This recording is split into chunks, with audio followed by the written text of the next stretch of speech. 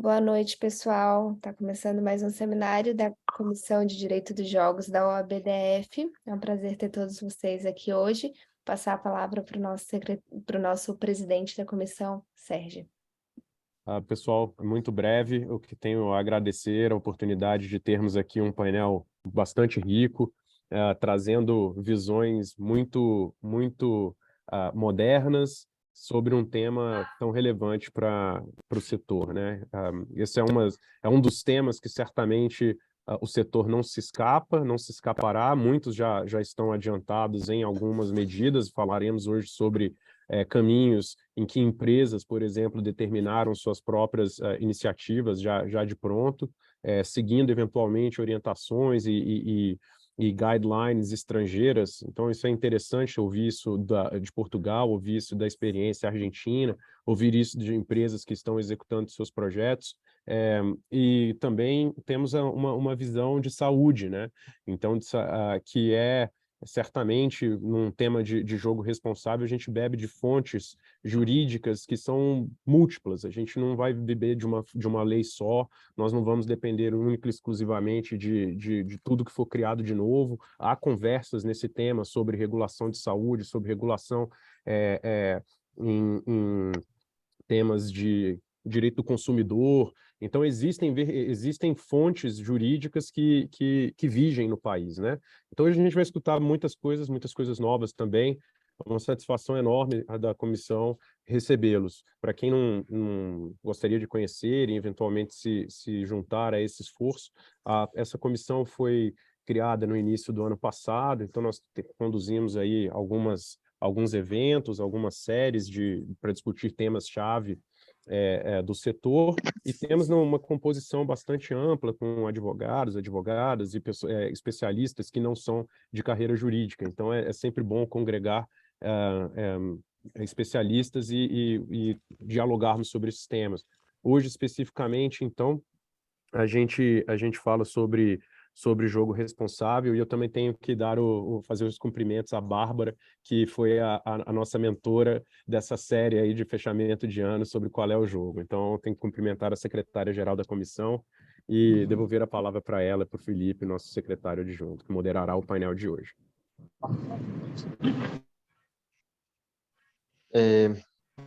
Excelente. Bárbara, alguma coisa, alguma consideração? Podemos... Pode seguir, é só agradecer mesmo, muito bom ter todos aqui.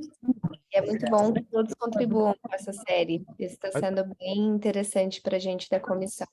Eu acho que vale a pena você introduzir os nomes dos palestrantes, Bárbara. Aí a gente caminha de volta para o Felipe fazer as linhas dele. Claro, hoje a gente vai ter, então, um webinar sobre jogo responsável. Muita coisa a ser falada, muita coisa a ser experienciada ainda aqui no Brasil. Os nossos palestrantes vão ser o Fernando. O Fernando, ele é advogado no Rei do Pitaco e está à frente dessa área de jogo responsável e toda a implementação do projeto. O André Guelfi, que é Manager Partner da Betson Group aqui no Brasil e está liderando todas as operações da Betson aqui no Brasil. A Carla Vicente, que é de Portugal e vai trazer essa experiência única para a gente, de um país que já está bem adiantado. A Maria de Pilar, que é da Argentina e também vai trazer loterias ali de Buenos Aires, principalmente, vai agregar muito para a gente. E a Sandra, ela é psicóloga, ela é palestrante e vem ajudando várias empresas a desenvolver esse projeto e programa de jogo responsável. Então, tem muito a contribuir nessa questão de saúde mental, como o Sérgio trouxe.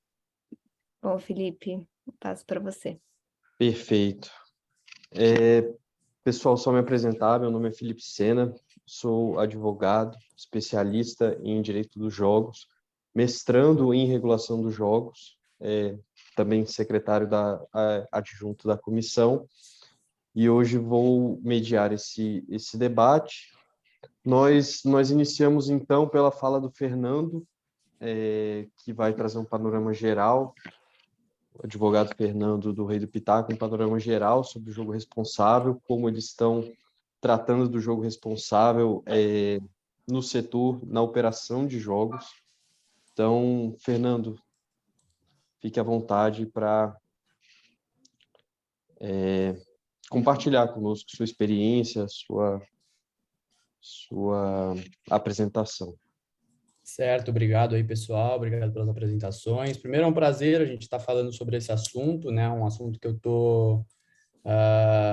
tenho gasto muitas horas aqui dentro do Rei do Pitaco, um assunto que a gente debate muito aqui dentro. A gente sabe que o mercado está se construindo, tanto de fantasy, como é o nosso caso aqui no Rei do Pitaco, né? Do fantasy games, fantasy sports, todo esse mercado criando, junto com o mercado de aposta esportiva também, que tem surgindo no Brasil. E é um assunto muito importante para a gente aqui dentro e é sempre muito bom tá tendo essa oportunidade de discutir com gente do calibre que está fazendo parte aqui nesse painel. Eu acho que o primeiro ponto, quando a gente fala de jogo responsável no setor de fantasy, no setor de aposta esportiva, é a gente olhar para a gente como produto e entender o que a gente é, né? Nós somos um produto de que tipo? Tanto fantasy, jogos de uma maneira geral, né? Jogos de habilidade, o poker também, e as apostas esportivas, casas de apostas esportivas, nós somos produtos de entretenimento, né? Como o core do negócio. Então, como entretenimento, o nosso ativo principal, a nossa busca incessante é por agradar o cliente, né? O nosso cliente que está na ponta final, que está usando o nosso aplicativo ali, o nosso site, o nosso serviço, e olhar para ele de uma forma a entender como ele vai tirar o melhor proveito daquela experiência, tem muito a ver com o jogo responsável, né? Então, o jogo responsável, ele começa desde o momento 1 da jornada com o usuário, com você sendo transparente com ele 100% do tempo, deixando claro uma política de jogo responsável para ele, uma política clara, que não é aquele modelo pronto que muita gente copia. Você também. Então, a ideia é sempre criar algo onde o usuário realmente possa ler, possa entender, criar ferramentas para ele dentro da plataforma, onde ele possa criar os próprios limites de jogo, seja de tempo, de valores. Tudo isso faz parte da criação de um sistema de jogo responsável dentro da sua plataforma, né?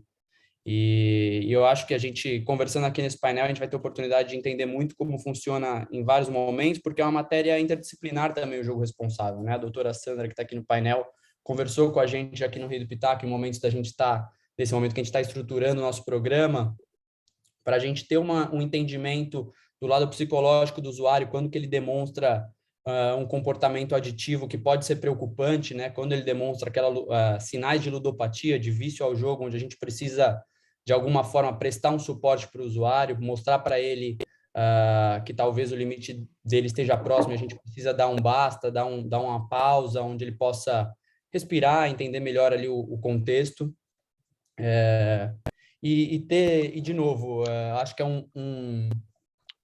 uma etapa, né? Falar de jogo responsável, uma etapa que envolve toda uma cultura dentro da sua empresa, né? Então, você fazer treinamentos recorrentes sobre o assunto, falar com os colaboradores sobre isso, falar claramente com os operadores do mercado, então, criar na indústria todo esse sentimento, trocar experiência com outros operadores, e por isso que eventos desse tipo são tão importantes para todo mundo criar um laço, colaborar, entender quais são as melhores práticas de Brasil e externas, né? Não esperar que a regulamentação imponha para a gente o que a gente precisa ou não fazer e começar a estruturar do zero quais são as principais práticas que a gente deve seguir. Eu acho que, para a abertura assim, da minha fala, é isso que eu tinha planejado. Excelente, Fernando, muito obrigado. Eu queria ressaltar só um ponto que você disse, que é muito interessante, é que o jogo, seja o jogo de fortuna, de sorte, de habilidade, seja a área das apostas esportivas, é entretenimento, ele não é rentabilidade. Então, essa ideia que nós vemos crescendo, né, em alguns sentidos, de que o jogo pode ser utilizado para ser uma fonte de renda constante para o jogador, isso não é saudável, não está de acordo com as práticas de jogo responsável e como a gente debate, né, ao longo das reuniões da comissão, até com o querido Hamilton, que está nos acompanhando agora, que escreveu um artigo exatamente sobre esse tema. O jogo não pode ser tratado como rentabilidade, é entretenimento. Em seguida, eu passo a palavra ao André. André, por favor. André, só um minuto antes de te passar a palavra, quero cumprimentar aqui o Paulo Horn, presidente da Comissão de Direito dos Jogos Esportivos, Lotéricos e Entretenimento da OAB do Rio de Janeiro, que é também membro desta comissão, mas quero cumprimentá-lo pela audiência hoje. Desculpa, Guelph. Maravilha, que isso, Sérgio. Boa tarde a todos. Para quem não me conhece, sou o André da Betson. Primeiro, parabenizar vocês, Sérgio, Bárbara e demais, pela iniciativa. Eu acho que esse assunto, para quem me conhece, é um assunto da mais absoluta relevância. Eu acho que esse fórum é oportuno, é muito bom ver essa quantidade de caixinhas na minha tela de gente aqui que está conosco no mercado aqui no Brasil, muitos conhecidos e para minha alegria, muitos desconhecidos, gente com a qual eu nunca estive, discutindo esse assunto, atenta e basicamente curiosa e de alguma forma influenciando na construção dessa consciência com relação a esse assunto que é absolutamente pertinente porque é iminente, que é a regulamentação, no caso das apostas esportivas. Acho que esse assunto é dos mais relevantes para que a gente possa sentar as bases para ter um marco regulatório que seja sustentável no curto, médio e longo prazo, né? Eu acho que a gente tem uma oportunidade aqui, dado o time da regulamentação que está acontecendo no Brasil, de mitigar a possibilidade de erros, né? A gente tem muitas experiências de referência em outras jurisdições para olhar a fundo. A gente tem muitos operadores que estão acompanhando esse processo no Brasil com experiências nesse assunto, né? Já com práticas e equipes e plataformas configuradas para cumprir com requisitos regulatórios em N jurisdições e também com autorregulações que fazem parte de uma cultura. No caso da Betson especificamente, me chama muita atenção. A Betson estava, inclusive, fazendo a lição de casa para conversar com vocês. A gente tem recursos exclusivos tratando de Responsible Game desde 2005 dentro da empresa. Um head de Responsible Game dentro da empresa e plataforma trabalhando sobre essa questão de forma não só processual, mas também de forma tecnológica, né? Ou seja, automatizada já há um tempo. Não somos os únicos, somos mais uma fonte, acho que, de conhecimento e me coloco aqui à disposição para interagir. Vocês estão fazendo esse trabalho no Rei do Pitaco, portas abertas para trocar sobre esse assunto. Me contactando, eu faço a meio de campo. Quanto mais nós aqui no Brasil estivermos conscientes do que é necessário para que a gente possa avançar com esse mercado de uma forma saudável e evitar esse problema, ao invés de negá-lo, que eu costumo dizer que, poxa, esse problema ele é uma derivada da nossa atividade, entretenimento. As pessoas não necessariamente encaram uma experiência da mesma forma, e a gente tem que estar consciente disso, e quando alguém está ficando para trás nessa experiência que deveria ser prazerosa e lúdica, em dado momento do dia, né, essa atividade de esparcimento, que a gente possa ajudar da melhor forma possível, uma questão de responsabilidade, minha responsabilidade e dos demais que aqui estão, que estão de alguma forma relacionados a essa nossa indústria. Então, sem chover no molhado, reiterando, portas abertas e parabéns, contem comigo para o que for necessário. Tem muita informação que já está disponível e é pública dentro da Betson. Tem o site One Betson, que tem todo um capítulo sobre Responsible Game, com as ferramentas, e é bastante completo. E qualquer eventual necessidade para a gente interagir, Hamilton, em Brasília, para a gente discutir isso com o regulador, vocês contem comigo, com prazer. É uma questão de responsabilidade. Acho que essas são as minhas primeiras palavras. Se vocês tiverem alguma pergunta, por favor, estou por aqui. Excelente. André, nós vamos fazer uma segunda etapa com algumas perguntas. Eu já tenho até uma pergunta aqui anotada para te fazer nessa segunda etapa. Então, vamos deixar essas perguntas para a fase 2. Eu sigo para a abertura com a palavra da Carla Vicente, minha conterrânea, assessora jurídica da Justiça de Portugal, que trata sobre o assunto. Carla, por favor, com a palavra. Olá, boa noite a todos. Eu estou aqui com 2 ecrãs e com alguma falta de iluminação, como já perceberam. Eu não tinha percebido que esta sala era tão mal iluminada, peço desculpa. Agradeço imenso o convite e dou os parabéns, de facto, não estando ainda o Brasil na situação em que está relativamente à regulamentação do jogo, tomarem esta iniciativa precisamente para precaverem e já estarem a antecipar-se à futura regulamentação que esperamos que venha em breve. Eu trabalho sou assessora jurídica do Senhor Provedor de Justiça, que basicamente tem as funções mais ou menos idênticas ao Procurador Federal dos Direitos do Cidadão, com a diferença de que é um órgão independente, na medida em que não está inserida em nenhuma estrutura hierárquica, é um órgão unipessoal. É eleita pela Assembleia da República por 2/3, precisamente para assegurar a sua legitimidade e independência.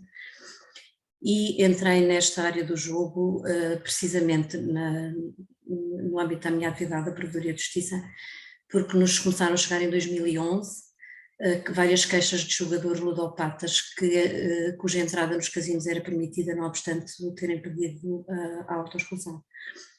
E nessa altura fizemos um estudo bastante extenso relativamente às questões de jogo responsável. Note-se que à data o jogo online ainda não estava legalizado em Portugal, foi legalizado apenas em 2015, e dessa extensa recomendação que foi dirigida ao Ministro da Economia na altura, em 2012, resultaram várias recomendações legislativas, portanto para alterar a legislação e também para alterações prática administrativa. Uma das recomendações que o Provedor de Justiça fez foi precisamente também relativamente ao jogo online. Em 2011 nós estávamos na mesma situação que o Brasil está agora, o jogo online não estava regulamentado, mas os sites operavam em Portugal e, portanto, o jogo online estava à distância de um clique de qualquer jogador. Nem as pessoas tinham, o cidadão comum não tinha sequer a percepção que o jogo online era ilegal, porque nada acontecia, não obstante os sites continuarem a operar, a pessoa jogar, nada acontecia, ninguém era sancionado relativamente a esse comportamento, e suponho que é isso também que sucede no Brasil.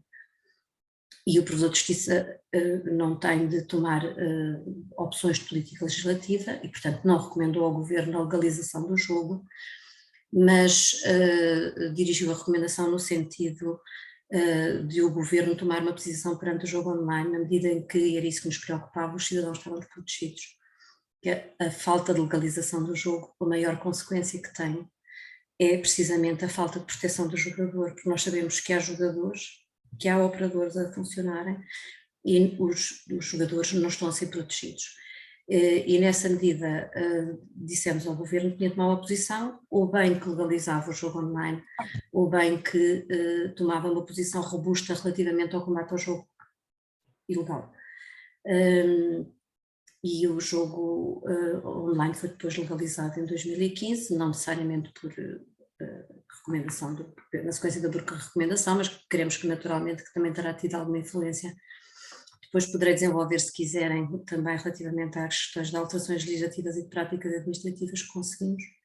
Desde então, na sequência dessa extensa recomendação, que ainda está muito por cumprir, mas muito também já foi alterado na sequência da intervenção da Provedoria de Justiça. Obrigada. Disponível para perguntas, obviamente. Carla, muito obrigado pela sua contribuição.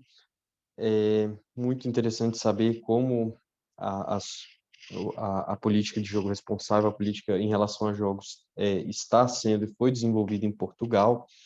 Eu já peço aos participantes, caso tenham alguma pergunta aos palestrantes, já possam enviar no chat. Por favor, envie no chat. A gente já vai ordenando as perguntas e preparando para a segunda etapa. Em seguida, eu passo a palavra a Pilar, chefe do Departamento de Prevenção e Capacitação da Loteria de Buenos Aires, na Argentina. Pilar, ela vai fazer a fala dela em espanhol, mas ela tem um espanhol muito bom, muito tranquilo de ser compreendido por quem não fala espanhol. Então, por favor, Pilar. Tengo una presentación para ponerla, ¿pongo ahora?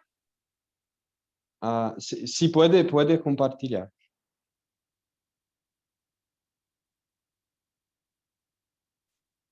Ahí traduje la presentación para que la puedan... Puede Está. seguir en español, que es bueno. Va en espacio, pero bueno, la presentación está en portugués para que la puedan ir leyendo también. Bueno, queríamos contarle sobre nuestra marca Saber Jugar, que en un principio surgió a través de la ley 6330.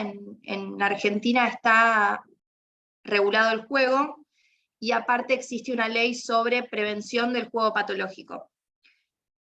Y así creamos nuestra marca, que en un principio estaba muy apuntada a juego responsable, porque creíamos que la única manera de que haya un juego responsable es en un ambiente donde está regulado el juego, donde se asegura un juego seguro y transparente, pero después entendimos que la marca atravesaba todo lo que es Lotería de la Ciudad, que no solo regula el juego en los casinos, o sea, el juego en land-based, sino que también explota el juego, los juegos de agencias, y aparte hace lo que es gestión de recursos.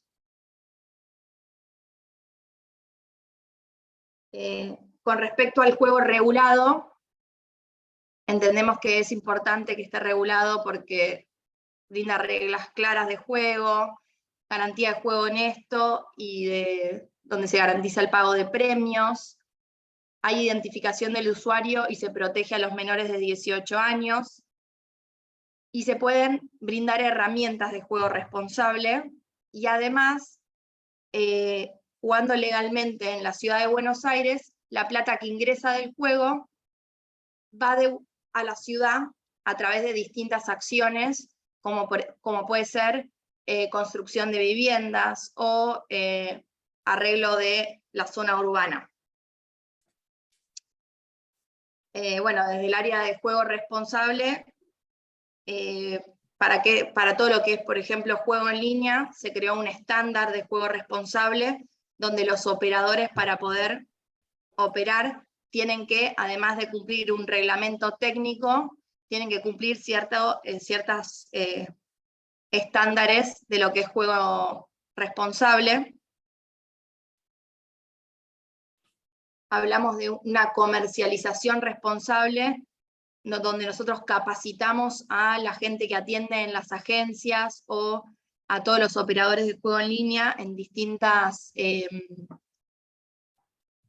políticas para que todos manejen los mismos conceptos de juego responsable, juego patológico, conozcan las herramientas de 0800 que tenemos desde Lotería de la Ciudad, y además tenemos un grupo de asesores que visita las agencias ayudándolos a promover políticas de marketing y de publicidad, pero desde una manera responsable. Bueno, esto es lo que les contaba, que el dinero que ingresa por el juego, el 70% que entra, se envía el dinero a otro ministerio que lo invierte en distintas políticas sociales. Acá un video corto de esto les voy a mostrar para que vean.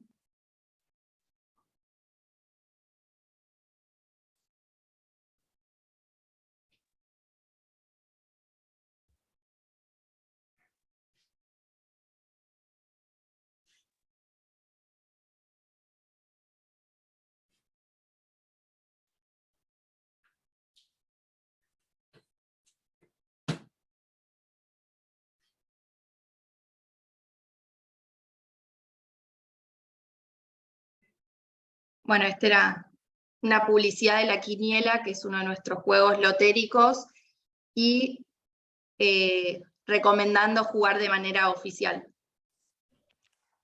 Y acá hablamos de gestión responsable de los recursos, que lo que hacemos es optimizar lo que es el presupuesto en todo lo que es políticas de sustentabilidad y promoción del servicio público para poder dar más a la ciudad. Cuanto menos se gaste en lo que es la gestión para regular el juego, más entra a la ciudad. Y acá contarles brevemente lo que consta el estándar de juego responsable para los juegos en línea, que tiene 3 niveles de presentación. El primero es el compromiso de tener un programa de juego responsable propio. El segundo es cómo lo fue implementado. Y el tercer nivel es de mejora.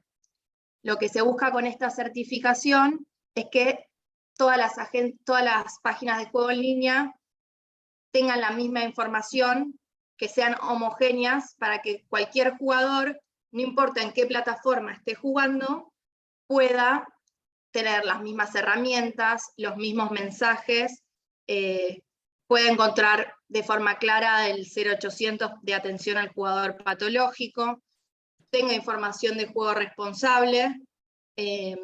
Para eso capacitamos a todas las personas que trabajan en juego en línea. Se les exige ciertas herramientas que ahora les voy a mostrar con ejemplos algunas. Hay normas respecto a la publicidad, de qué se puede publicitar y qué no, y de qué manera, o si tiene que aparte tener alguna leyenda. Una de las cosas importantes es que siempre toda publicidad se mire desde un lado de juego responsable, que no apunte a menores de edad.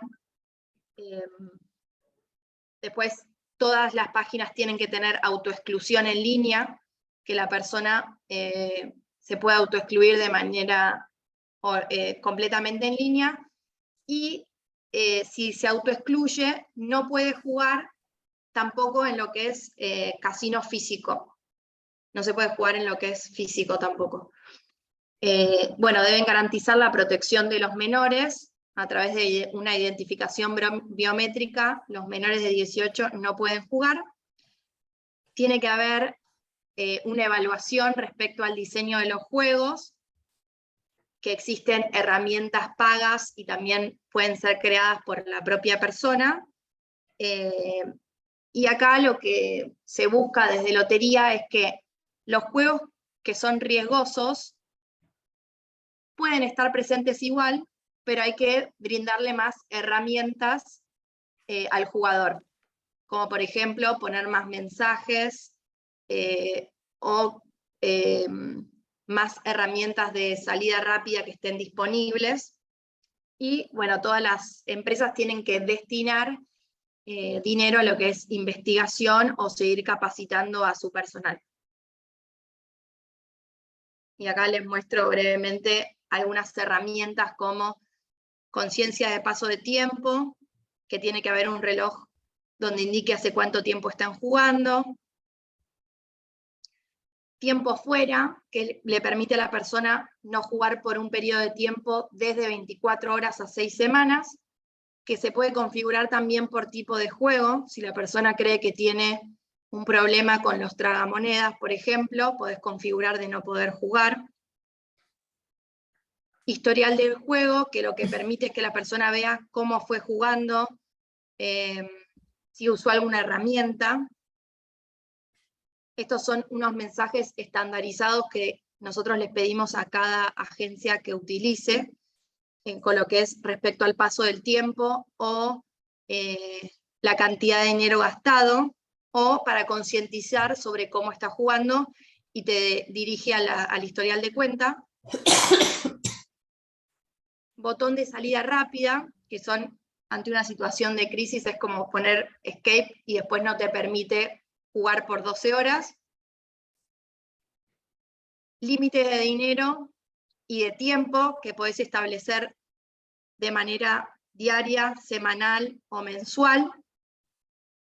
Nosotros tenemos por default, o sea, por defecto, un límite de 20.000, pero lo puede modificar el usuario.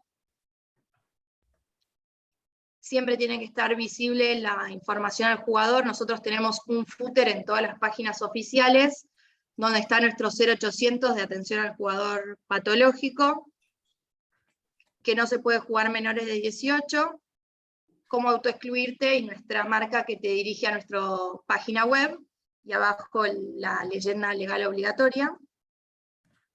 Bueno, la autoexclusión, como les comenté, y para eso creamos un manual de marca que es obligatorio para todas las agencias con algunos mensajes y cómo lo deben aplicar. Bueno, eso es todo. Muchas gracias. Muitas graças, Pilar. Graças. Excelente apresentação, muito elucidativa, como vocês aplicam as ferramentas e as práticas para mitigar um jogo compulsivo, para promover um jogo responsável. Agradeço imensamente a sua exposição. Passo agora a palavra à Sandra. A Sandra é psicóloga, palestrante, mediadora de grupos, e ela atua já no setor aconselhando, prestando consultoria a players do mercado quanto à prática de jogo responsável e mitigação do transtorno de comportamento, que já vinha no CID 10 e agora foi renovado no CID 11, tanto para jogos online e offline. Sandra, com você a palavra. Obrigada, Felipe. Boa noite a todos. Eu acho que eu também vou dividir a minha tela, se for possível. Vamos lá. Que eu acho que é importante a gente trazer um pouquinho da visão da psicologia. Claro que vai ser assim. Está todo mundo vendo minha tela? Acho que sim, né? Felipe, está dando para ver aí? Tá dando para ver. Tudo certo. Beleza. Muito bom. Então, eu vou trazer um pouquinho do transtorno de dependência, que a gente vai sair um pouquinho do assunto jurídico, claro, né, da regulamentação, porque eu acho importante inebriar um pouco vocês com também o que está por trás, né? O que está por trás da dependência, o que está por trás desse usuário, tá? E por que ele chega aí e como é que a gente atinge essa pessoa, porque muitas vezes a gente pode colocar uma liberdade, né?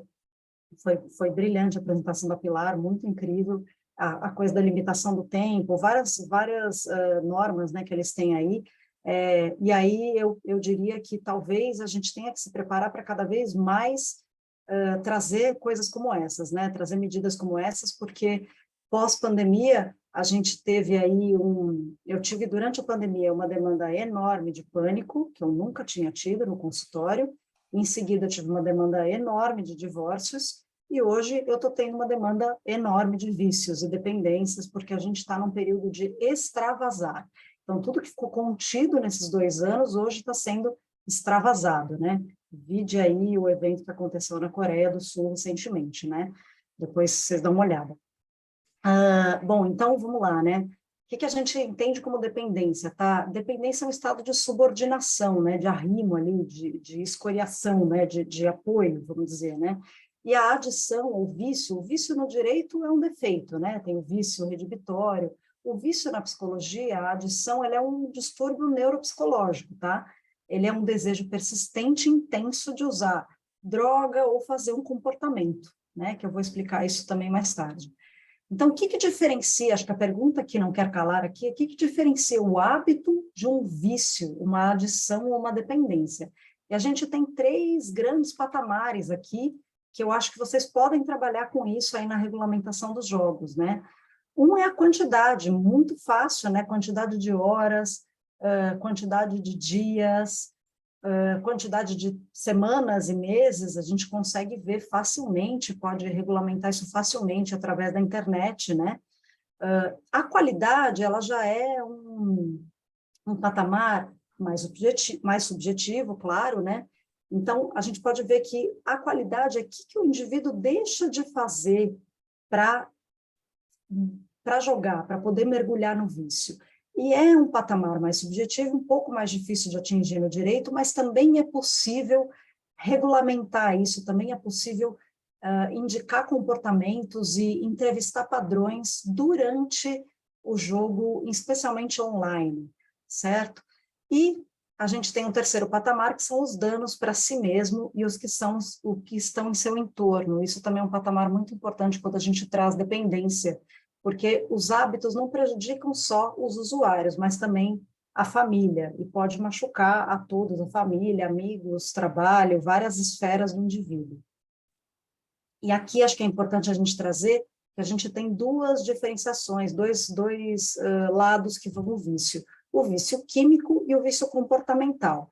Mas, puxa, Sandra, todo vício não é químico, já que traz aí uma injeção de dopamina no cérebro e tudo mais? Sim, a gente tem aí um estado de dopamina, dopaminérgico, né, que a gente fala aí no cérebro, porém, a gente tem o que induz ao vício, qual que é o estímulo que leva o indivíduo ao vício e à dependência. O estímulo que leva o indivíduo ao vício ou à dependência pode ser químico, que é claramente identificável, né? Droga, cigarro, álcool e remédios, né? Remédios, porque aqui a gente tem um vício em opioides que aumentou não sei quanto % aí nos Estados Unidos depois da pandemia, tá? E a gente tem o vício comportamental, que são os jogos, né, de celular, pornografia, academia, tá? Depois eu trago um pouco sobre a academia, que é muito leve, na verdade. Então, é quando não há ingestão de substâncias que colaboram para esse vício. Eles tendem, os vícios comportamentais, que é onde se encaixam os jogos, eles tendem a ter um potencial de adição menos intenso. Vejam que eu não coloquei menor, suave, moderado. Ele é menos intenso, porque quando a gente compara com álcool, cigarro, crack, não perde a comparação, certo? Mas continua muito intenso. Então, ele é menos intenso devido à velocidade da resposta da dopamina. Então, no vício químico, quando o indivíduo cheira uma carreira de cocaína, imediatamente ele tem uma descarga de dopamina e de prazer no cérebro. No jogo, na pornografia e mais distante ainda na academia, que leva cerca de 2 a 6 meses para começar a ter uma adição saudável ainda, porque uma adição patológica leva anos até, no jogo, na pornografia, na academia e outros comportamentos, a gente tem uma resposta muito mais demorada de dopamina. Tá? E eu vou trazer um pouquinho aqui também para vocês o que acontece na resposta de dopamina do jogo. E vou explicar também o que é a resposta de dopamina. Aqui acho importante a gente também se preparar para possíveis ações, tá? Então, de qualquer jogador adicto, trazer que essa pessoa, ela não vai ser nunca viciada num jogo única e exclusivamente pelo conteúdo do jogo, mas sim também por um fator genético. Tem que ter tem que ter essa construção aqui, tá? Tem que ter um fator genético, uma infância difícil, um trauma de infância. Eu coloco infância difícil porque o trauma tem que ser algo abrupto. A infância difícil, ela é prolongadamente difícil, tá? Então, ela não precisa ser necessariamente abrupto, um trauma, um acontecimento pontual. Ela pode ter sido uma infância difícil. Um evento desencadeante na vida adulta pode ter sido um Covid, ou um assalto, ou um divórcio, ou qualquer coisa assim. E exemplos de adictos na família, que pode ser desde o fumante da família, a pessoa que toma álcool, adicto em doce, qualquer coisa de adição em família pode levar a um comportamento adicto nos seus descendentes. Tá, eu vou falar um pouquinho do efeito da dopamina no cérebro. O que é a dopamina? A dopamina, ela é um neurotransmissor, assim como a serotonina. Tá? A serotonina não é um hormônio, ela é um neurotransmissor. Ela é um impulso elétrico do cérebro, certo? Então, ela é o neurotransmissor responsável pela sensação de prazer em qualquer um dos vícios. E a dopamina, ela tem uma característica muito peculiar e única dela, que ela é liberada quando tem um prazer. Desde um sorriso, uma vitória, um bom filme, e também todos os outros vícios que a gente conhece. E quanto mais rápido o efeito da dopamina, mais viciante é aquele momento. Então, por isso que o crack, a cocaína, o álcool e o cigarro são altamente viciantes, porque a resposta é muito rápida.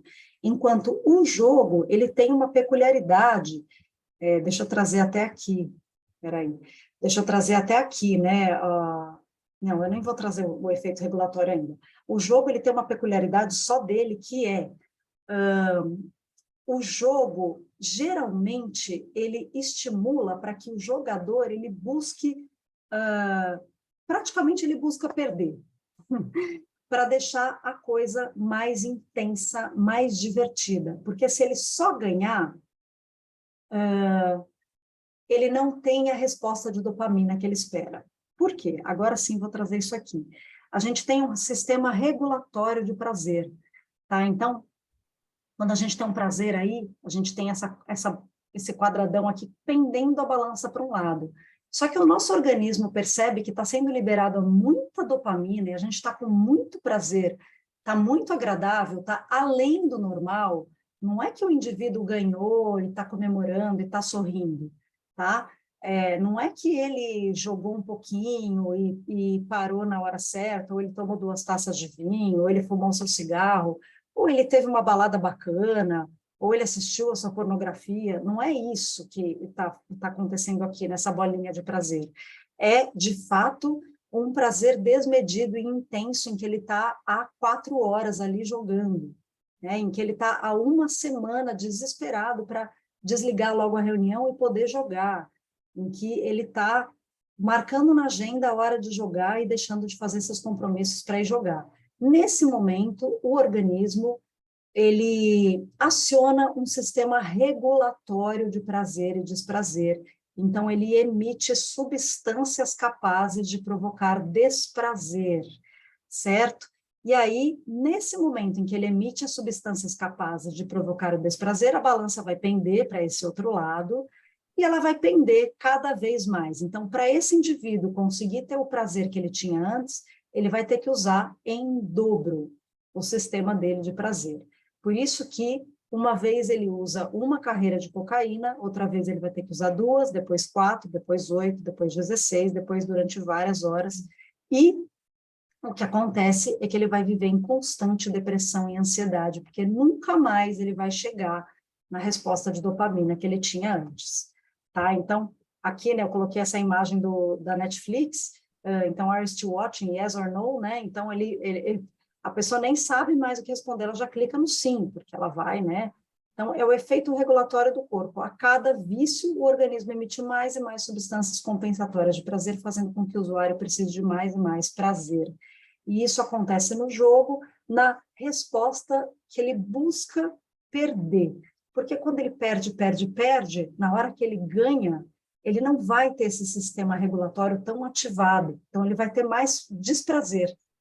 Não está tão desequilibrada a balança. Na hora que ele ganha, ele tem um poder de prazer enorme. E aí eu fecho essa apresentação, né, com aqui quem quiser guardar meu telefone e tudo mais, minha carinha aí, eu estava de cabelo curto, mas ajuda. Quem eu sou leva tempo para eu não ser, que é a representação do vício. Ele, uma vez viciado, ele vai levar muito tempo para não ser, tá?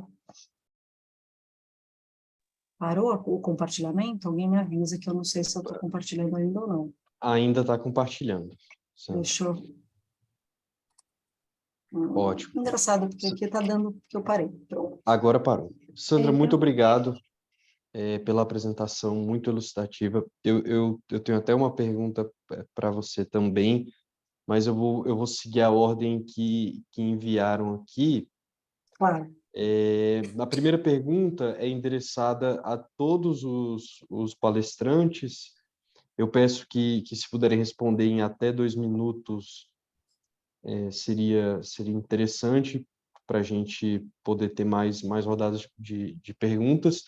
Ela foi enviada pelo Leonardo Batista, CEO da Pay for Fun, e é a seguinte: como nós, como método de pagamento, podemos auxiliar os operadores com o jogo responsável? Talvez um blacklist entre todos, centralizado no método de pagamento, evitando dessa maneira que o usuário consiga até mesmo efetuar financeiramente a transação? O que é recomendado nesse sentido?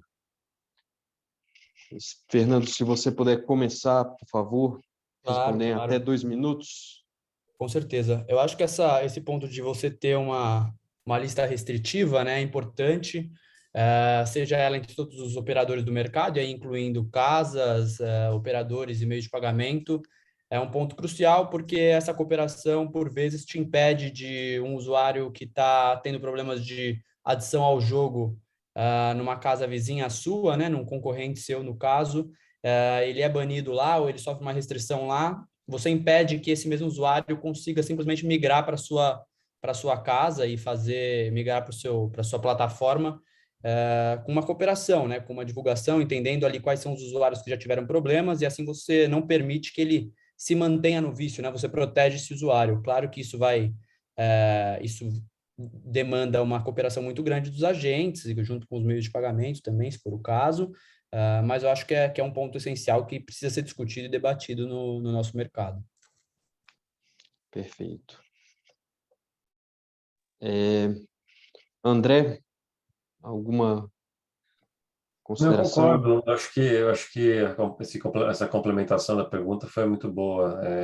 Não só os meios de pagamento, mas os operadores também, né? Buscar uma forma de fazer isso parar de pé, esse repositório comum, onde você consegue basicamente validar os teus clientes, saber se eles não estão incluídos nessa lista, né? A gente precisa ver como em relação a LGPD, como é que a gente coloca isso de pé, mas de fato a ideia do ponto de vista conceitual ela faz bastante sentido. Principalmente, até só complementando o Guelph aí, porque vai ser considerado um dado sensível frente ao LGPD, né? Um dado de saúde, então é um negócio que a gente, no momento de estruturar, precisa conversar e ter bastante calma também, para não estar passando por cima de nenhuma outra norma. Excelente. Carla, inclusive, eu peço desculpas, a Carla tinha mais pontos a apresentar. Então, Carla, se você quiser responder a pergunta e complementar a sua apresentação, por favor, fique à vontade. Eu não sei se percebi muito bem a pergunta, portanto, a Pay4Fun é um meio de pagamento, não é? Em Portugal, na medida em que temos o jogo regulado, quando o jogador pede a autoexclusão, pode pedir a autoexclusão apenas relativamente a um operador em concreto, e nesse caso apresenta o requerimento ao operador em concreto, ou pode pedir a autoexclusão de todos os operadores que se encontram localizados em Portugal, e nesse caso pede a autoexclusão à entidade reguladora. E, portanto, nessa medida, não há possibilidade de fazer meios de pagamento, de fazer pagamentos nem receber prémios, na medida em que ele está auto-excluído e, portanto, não pode aceder ao jogo online. Relativamente ao combate do jogo online, através dos meios de pagamento, está hoje comprovado que é uma das formas mais eficazes, que é precisamente fornecer, não sei se estou a fugir um bocadinho à pergunta, mas como estamos a falar do jogo responsável em geral, que é fornecer e haver uma cooperação com as entidades bancárias relativamente à prestação de serviços a operadores que não estejam localizados no mercado. E, portanto, aí nesse caso haveria um impedimento de pagamento, de haver transações bancárias com esse operador de jogo que se encontre ilegal, e isso ainda não está feito aqui em Portugal, mas é sem dúvida um dos meios mais eficazes de combate ao jogo ilegal, que a partir do momento em que não há essa possibilidade de fazer pagamentos, nem apostas, nem pagamento de prémios, é evidente que o operador não consegue, no fundo, exercer a sua atividade ilegal. Não sei se quer que desenvolva agora relativamente à questão do jogo responsável em Portugal, ou se ficamos para depois. Porque há pouco não percebi que era para fazer logo a apresentação, pensei que era apenas uma breve apresentação em termos genéricos e não para entrarmos logo no tema. Não, fique à vontade, Carla, pode adentrar o tema. E em seguida passamos a pergunta a Pilar. Está bem, então vou demorar mais um bocadinho, não sei se quer continuar com a pergunta e eu fico para depois, para ficarmos sempre dentro das respostas à pergunta, pode ser, não é? Se calhar é melhor. Pode ser. Sandra, como essa pergunta ela é mais jurídica, tem problema nós passarmos? Temos duas perguntas a você em seguida. Não, claro, imagina, não faz sentido, não, como vocês mandam. Perfeito. Pilar, por favor, Sérgio, se você puder me ajudar Mas essa é uma pergunta relevante para quem já atua em saúde pública, né? Então, uma psicóloga certamente tem cautelas e são ordens, por exemplo, de conselhos profissionais que lidam com sigilo em relação à saúde. Então, assim, são pontos que certamente em construção de normas desse tipo, onde ser ponderados. No caso de LGPD, por exemplo, também uma norma setorial, vamos dizer assim, um marco regulatório como um todo, também é possível de ser plenamente compatibilizado com a construção de blacklists. Enfim, são várias soluções possíveis, mas acho que tem vários conhecimentos aqui, né? Certo. Não, então vamos seguir. Pilar, por favor. Sérgio, se você puder me ajudar com o espanhol, talvez traduzir a pergunta para Pilar, eu vou te encaminhar a pergunta,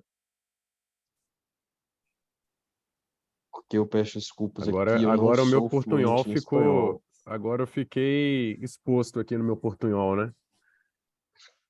Y no escribime, Filip, escribime Sim. y yo lo traduzco y te ¿Quiere- respondo. ¿Quiere conocer su opinión sobre la gestión de la solución de juego responsable, como por ejemplo medidas de blacklist? ¿Cuáles son los puntos principales, la consideración desde el gobierno de Argentina o de Buenos Aires, por ejemplo?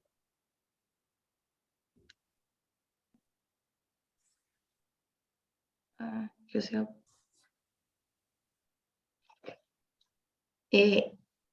En Buenos Aires tenemos algunos métodos de pago que no se pueden implementar y,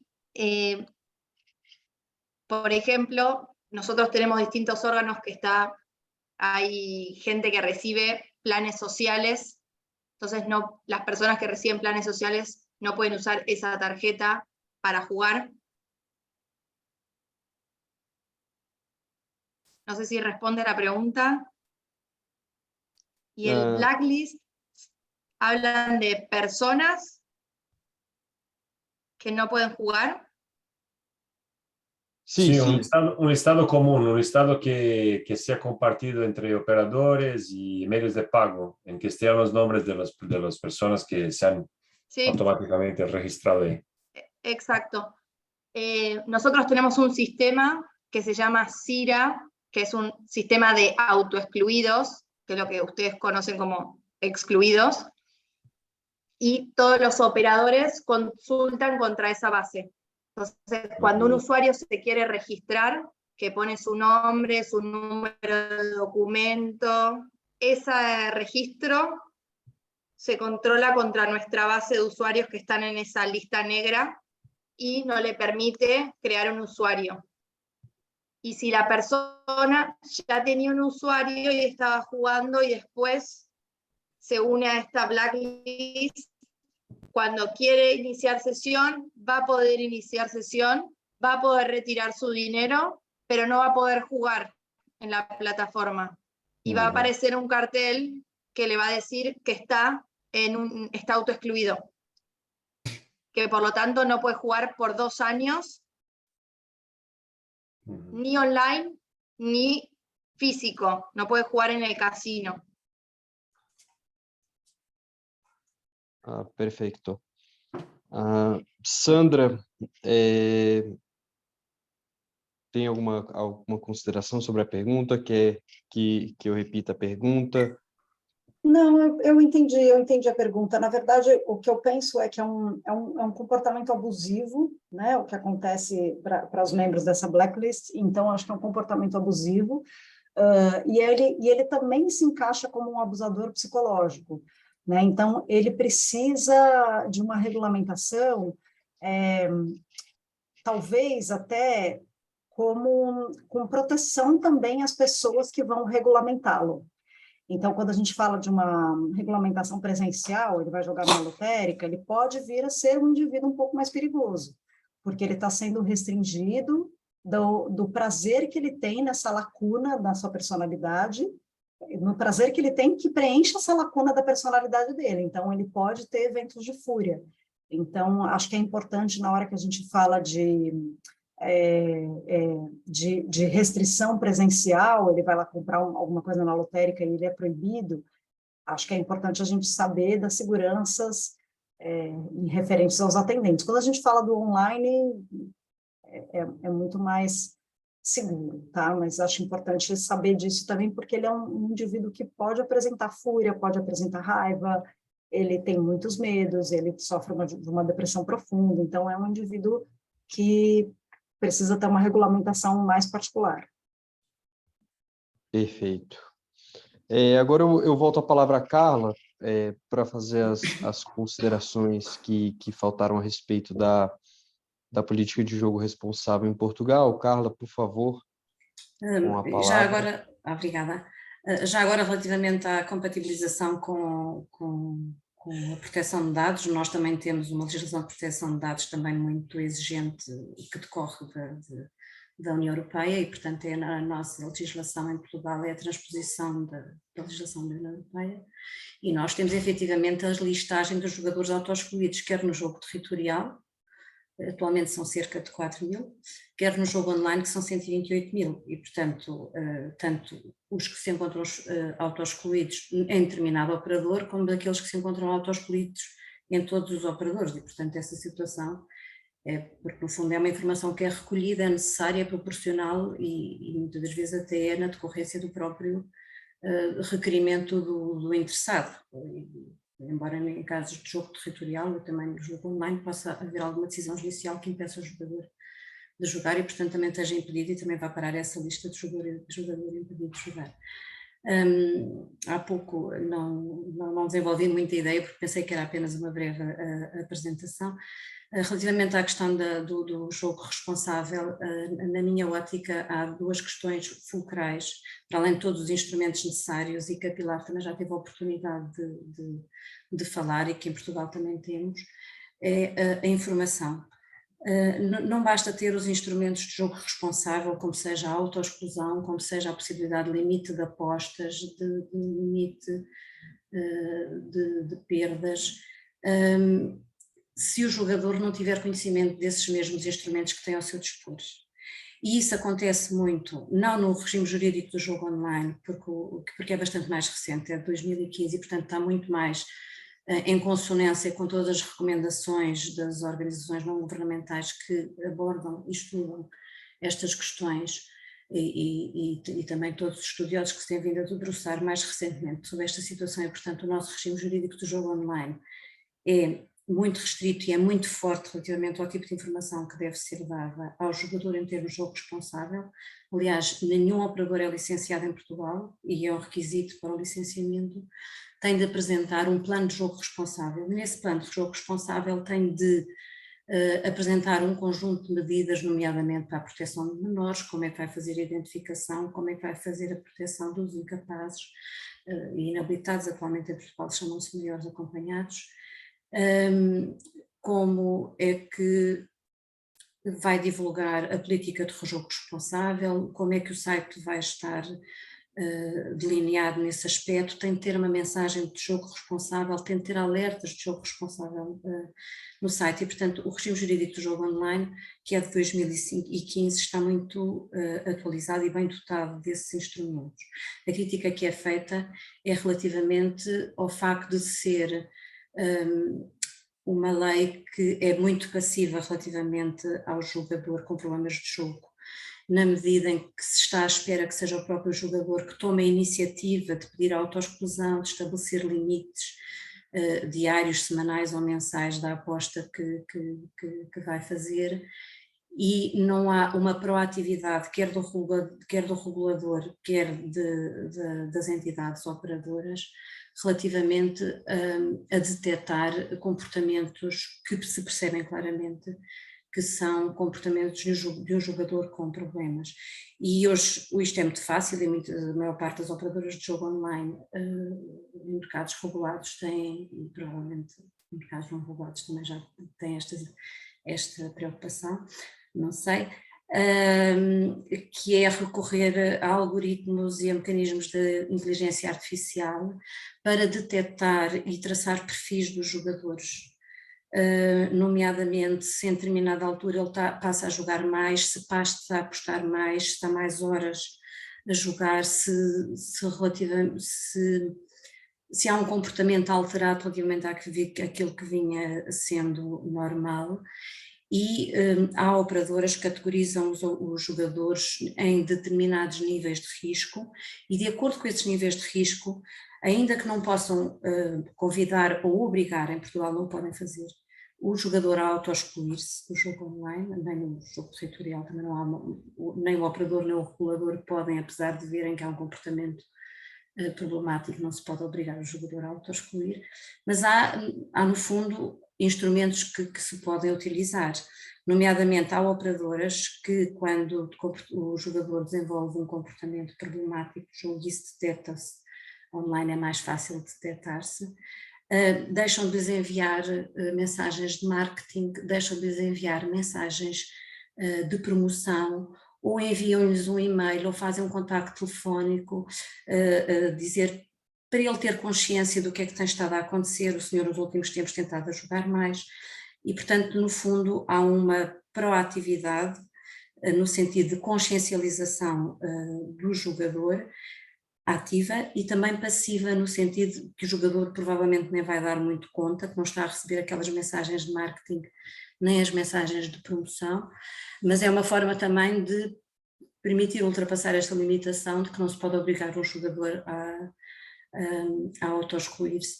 No jogo territorial, ele, em Portugal, encontra-se legalizado desde 1927, 29, desculpem, e a legislação mais recente é de 1989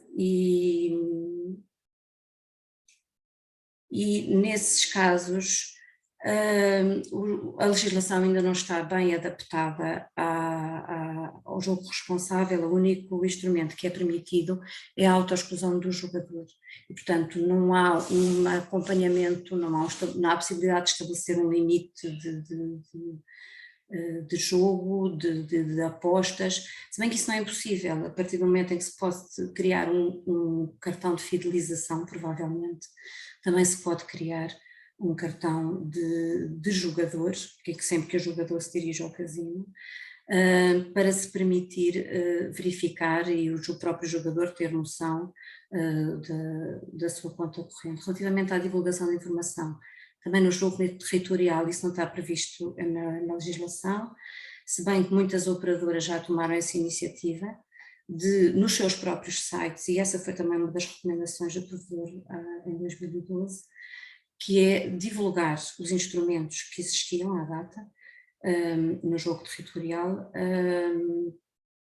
para que o jogador tivesse a percepção de que havia efetivamente instrumentos aos quais poder recorrer, nomeadamente à autoexclusão.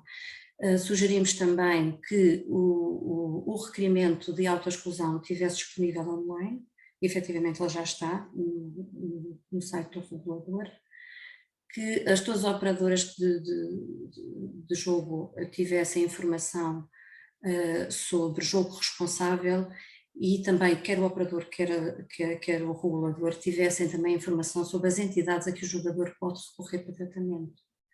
Porque o facto de o jogador entregar um requerimento de autoexclusão é um ponto muito positivo, porque ele reconhece que tem um problema. Mas para debelar esse problema provavelmente irá precisar de apoio psicológico. Portanto, é muito importante que ele conheça quais são as estruturas a nível de saúde, quer estatais, quer particulares, que lhe podem prestar apoio. Infelizmente, no site do regulador apenas está indicado a entidade estatal, não está indicado nenhum grupo de jogadores anónimos nem familiares anónimos que existe em Portugal para apoiar os jogadores que têm problemas de jogo, nem qualquer entidade privada que presta apoio, e nós temos cá em Portugal também um Instituto do Jogador que presta apoio aos jogadores com problemas. Depois há pequenas questões que minam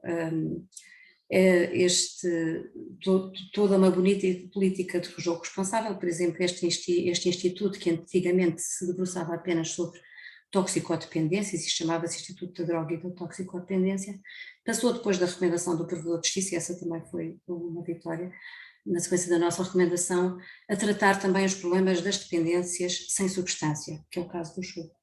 Contudo, A linha de apoio ao jogador chama-se linha SOS Vida.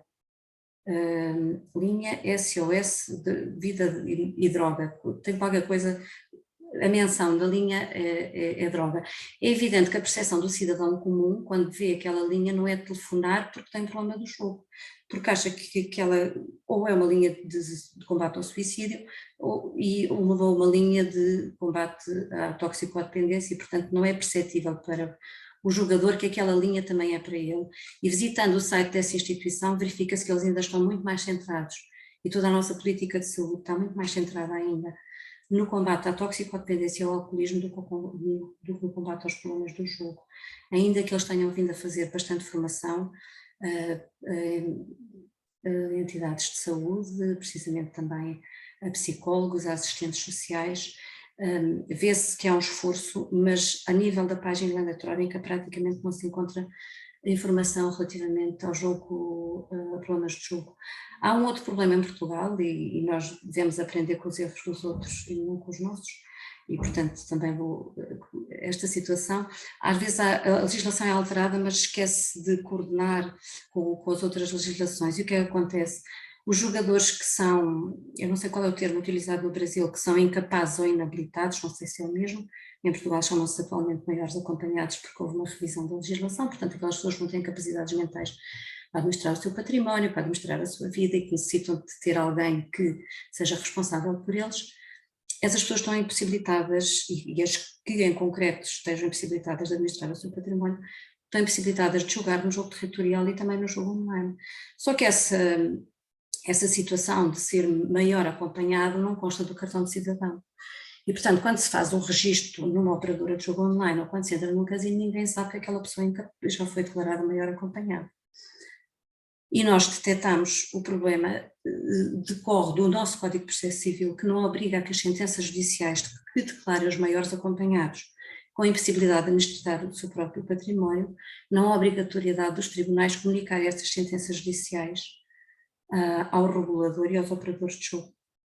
E, portanto, há a possibilidade, não obstante a lei proibir, de efetivamente estas pessoas poderem jogar. E, portanto, às vezes há estes pequenos problemas de articulação da lei ou estes pequenos problemas administrativos e burocráticos de denominação de uma linha de apoio ao jogador que afinal remete para a vida e para a droga e ninguém percebe que efetivamente aquilo é apoio ao jogador, que às vezes pode minar o sistema, daí a importância da informação. A outra vertente que eu acho muito, muito importante no combate, no jogo responsável, é um combate robusto ao jogo ilegal. Porque podemos ter medidas muito fortes na proteção do jogador no mercado regulado, e se esse jogador se sente de alguma forma até incomodado por essas medidas, porque pode sentir-se, vai para o mercado não regulado. E, portanto, é muito, muito importante combater o jogo ilegal e arranjar o maior número de mecanismos possíveis para o combater e, portanto, para impedir que esses sites operem nas jurisdições onde não se encontram legalizados. E, em traços gerais, era isto, para não demorar mais tempo. Obrigada. Carla, muito obrigado. Eu vou só seguir aqui, faltam 2 perguntas a serem respondidas, são perguntas endereçadas, não a todos os participantes, e ao final vou dar um minuto para cada um fazer suas considerações finais. A próxima pergunta é o André. André, já peço que você responda essa pergunta e faça suas considerações finais. A pergunta é como a Betson diferencia apostadores profissionais de jogadores compulsivos e de caçadores de valor. Como é feita essa diferenciação pela Betson? Olha, são algoritmos, né, que fazem essa identificação de comportamento basicamente com base em comportamentos prévios. Quando você não tem uma base de comportamento prévio, esse trabalho fica mais comprometido e basicamente revisado de uma forma mais cauta, né? Você tem menos histórico, mais atenção, menores limites, mais cautela. Isso com relação a bonus abusers e novos jogadores, né, novos entrantes. Depois, com relação a comportamentos compulsivos, os comportamentos compulsivos são baseados basicamente em algoritmos. Se você fazer isso, achar que você vai fazer isso na unha para centenas de milhares de clientes, é complicado. Então, você tem esse algoritmo que vai sendo refinado e, a partir das amostragens, você vai vendo se tem aderência, vai ajustando a tua parametrização para conseguir encontrar isso. Estou dizendo isso basicamente provocando a reflexão, né? Você, para ter esse conhecimento e poder fazer isso, leva-se um tempo. No começo, sem esse conhecimento da tua base de clientes, quanto mais conservador você for, melhor para mitigar esse potencial problema. Foi um prazer estar com vocês aqui e eu vou precisar ir, que eu tenho o voo, tá meio caótico o aeroporto. Eu tô para embarcar aqui agora, daqui a pouquinho. Foi um prazer estar com vocês e qualquer coisa, estou à disposição para participar. Muito obrigado pelo convite. André, muito obrigado. Bom voo. E nos vemos nas próximas reuniões. Eu vou aqui a última pergunta do Hamilton. A Sandra. Sandra, existe algum estudo sobre a diferença percentual entre a incidência de jogadores com um transtorno de comportamento em mercados regulados e não regulados?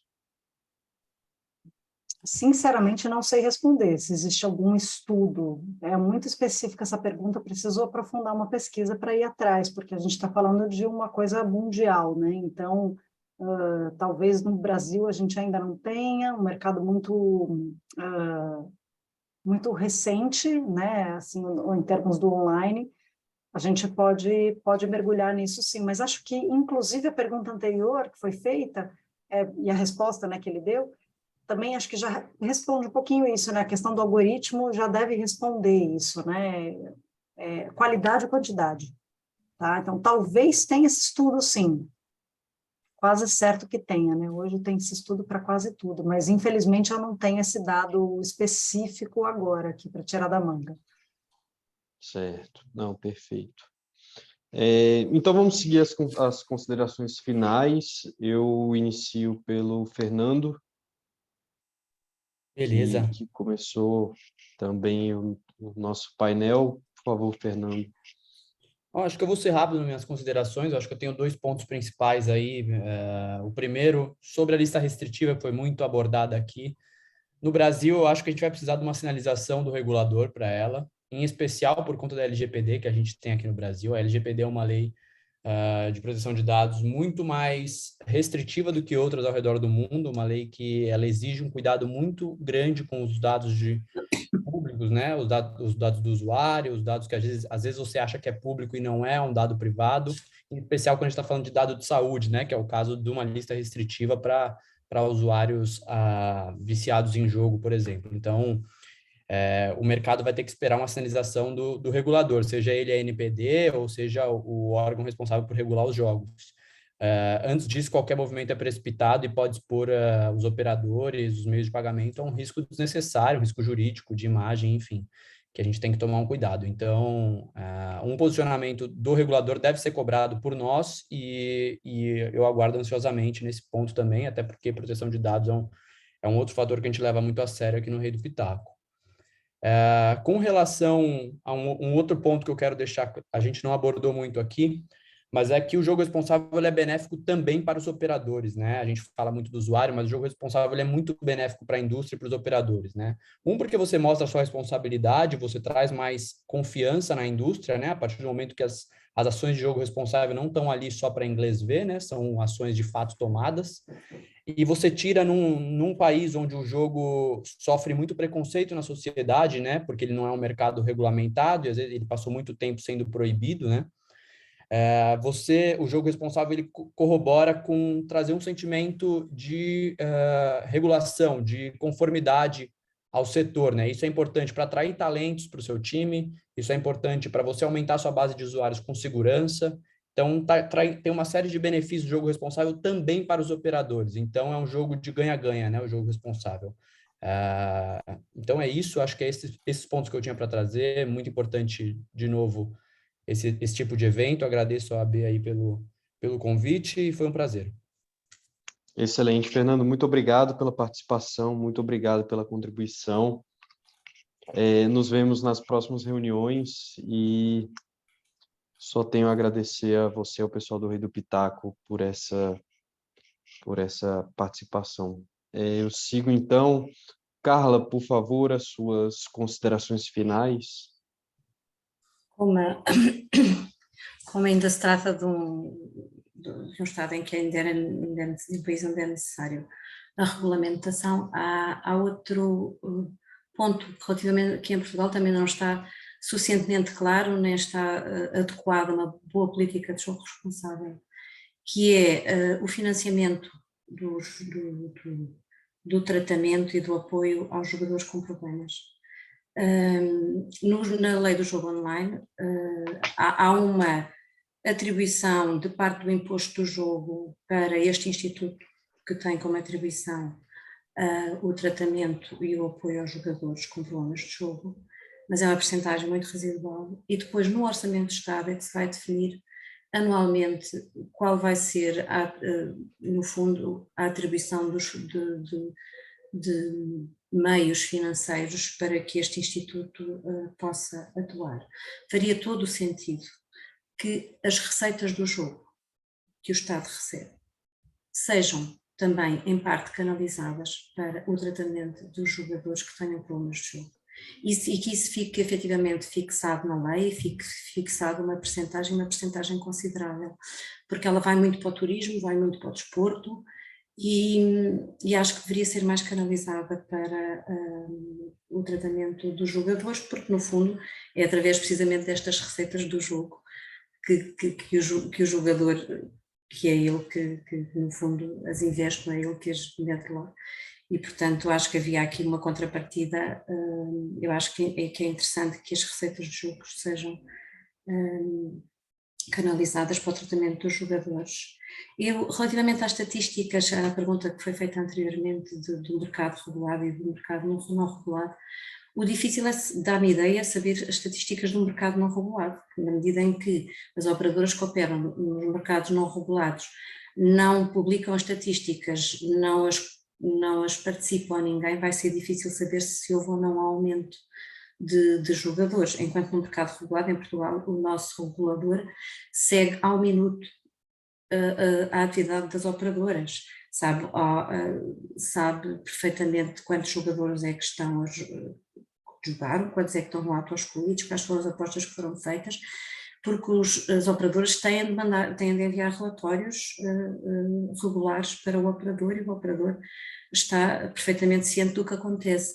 Quando o mercado não é regulado, é difícil saber quantos jogadores é que estão a jogar, porque a maior parte das operadoras até nem estão sediadas no próprio mercado onde se joga, portanto eu acho que é difícil saber esse número, não obstante, até pode haver algum estudo, mas não conheço. Em Portugal, isto para dizer que a nível europeu a incidência dos problemas de pessoas com problemas de jogo patológico varia entre 1% a 2%, e em Portugal, de acordo com os últimos dados, tínhamos até menos do que 1%. Portanto, é um problema, porque basta haver um jogador com problemas, porque isso envolve depois todos os seus familiares e toda a sua vida, e portanto é sem dúvida um problema, mas não é um problema muito generalizado em termos de população. E queria dizer ainda, relativamente à questão da nossa lei do jogo, nós queremos que a situação corre bem. Nós, na Provedoria de Justiça, não recebemos praticamente queixas nenhumas contra o jogo online. Recebemos na altura, quando não havia pórticos de entrada, e há bocado acabei por não concluir, uma das recomendações do provedor foi precisamente para haver um controle de acesso dos jogadores auto-escolhidos aos casinos, e foi introduzido pórticos nos casinos que só se abrem mediante a apresentação de elementos de identificação, como o cartão de cidadão e o passaporte, e portanto agora é mais difícil entrar um jogador auto-excluído. Antigamente baseava-se na memória dos funcionários, e como devem perceber, à data que nós fizemos a recomendação havia 800 jogadores auto-excluídos, Agora, em 2018 havia 4.000 e, portanto, é impossível um funcionário. E havia até estratégias dos jogadores que se mascaravam, ou fingiam que mascaravam de mulheres, ou fingiam-se, iam com barba, para se disfarçarem para que os funcionários nos conhecessem, ou frequentavam outro casino onde não eram conhecidos para poder entrar, não tinham de entregar, de apresentar o elemento de identificação. Esse problema foi debelado relativamente à questão do jogo territorial. É evidente que ainda há muito para fazer em termos de jogo responsável em Portugal e em geral, e estamos cá para isso, continuar a estudar e a tentar fazer o nosso melhor, juntamente convosco também. Obrigada pelo convite, foi um prazer. Excelente, Carla, muito obrigado. Sinta-se à vontade para participar das próximas reuniões, que convido a se tornar membro de nossa comissão também. Nós temos algumas participações internacionais, então é uma participação que contribui bastante. Só tenho a agradecer e fica o meu convite para as próximas oportunidades. Com certeza, obrigada. Próximo. Pilar,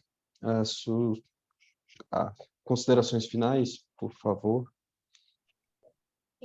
No, me quería detener en lo que es la blacklist. Nosotros también tenemos una ley de protección de datos de las personas. Lo importante es los operadores que tienen, las personas que tienen usuario para consultar esta base firman un acuerdo de confidencialidad, y después, para que se entienda, el operador manda una consulta contra nuestra base con el número de teléfono, el número de documento, el nombre, y si esa persona está en la base, no lo deja que cree el usuario, pero no es que el operador puede consultar nuestra base, mirar quiénes están en la base, no pueden ver ese dato.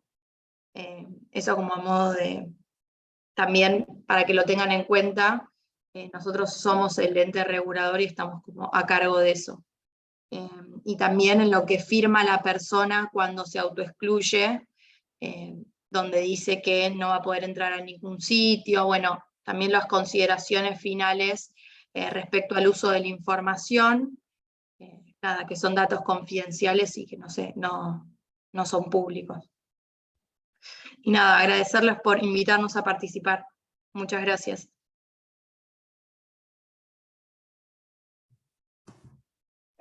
Muitas graças, Pilar. Ótima apresentação. Sinta-se também convidada a compor nossa comissão, a ser membro de nossa comissão. Por fim, eu passo a palavra a Sandra para as últimas considerações e posteriormente peço que a nossa querida secretária Bárbara, idealizadora desse conjunto de seminários, também faça o encerramento do nosso seminário 2 sobre o jogo responsável.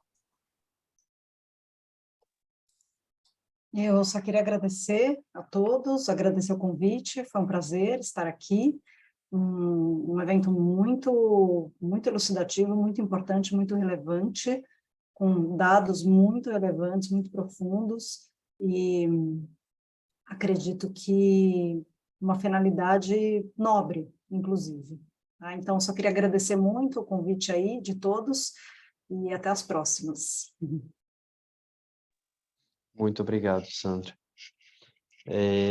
Também está convidada a participar das próximas reuniões, a se tornar membro de nossa comissão, uma comissão já naturalmente interdisciplinar, então uma visão da área de saúde sempre agrega muito a todos nós.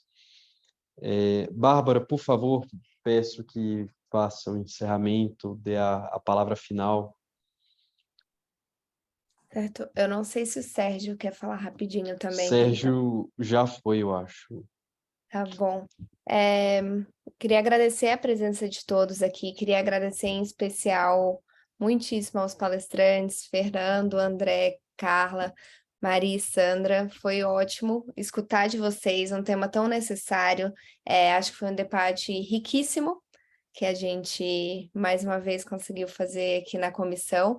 E contem com a gente para esses temas, para a gente continuar debatendo, não se encerra aqui. Com certeza, vários questionamentos ficam e a gente vai conversando ao longo do tempo. Mas obrigada a todos os membros pela presença e nos vemos nas próximas. Obrigada. Obrigado a todos. Boa noite, tchau, tchau. Obrigado. Obrigada. Boa Boa Boa noite. noite. Obrigada, boa noite. Tchau, boa noite. Obrigado. Tchau. Obrigada. Até a próxima. Tchau, boa noite, até a próxima. Até mais.